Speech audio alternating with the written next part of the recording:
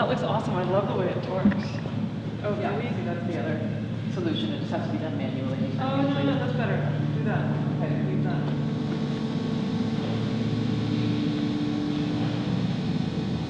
We were testing the way that the geometries would nest together. So what we're looking for is geometries that, that interlock and that pull themselves together and therefore hold a tight aggregation so that it becomes an air seal.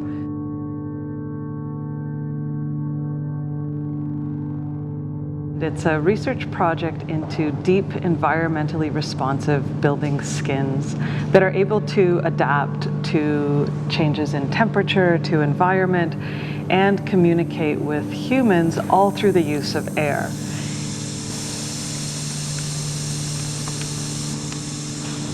We were interested in looking at pneumatics because of the recent advances in new materials, especially in polymers and the advances in ETFE, which is a very lightweight polymer foil that can be formed into cushions and operate as a building skin. It's a really interesting material because it is entirely recyclable. It's not made from harmful petrochemicals.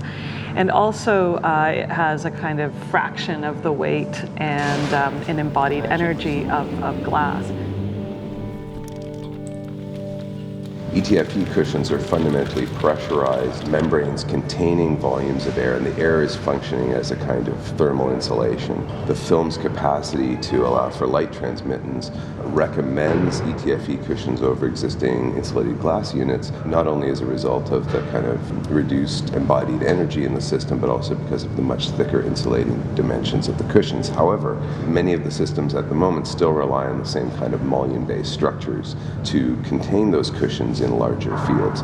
So one of the interests we had within the ways in which the pneumatic components are aggregating was the exploration of an idea of whether or not within an assembly of individual parts if we could fundamentally remove the need for supporting structure. To us, it's very interesting to imagine buildings that start to register and react to these oceans of ambient and data-based information. And that's where some of the work that we're looking at with integrated sensing and learning and actuation, as well as how an envelope might communicate with others. What might it communicate through its breathing, through its motion? And so this is something that we're exploring as a kind of expanded capability for architecture beyond just its performative and functional as well as aesthetic capabilities.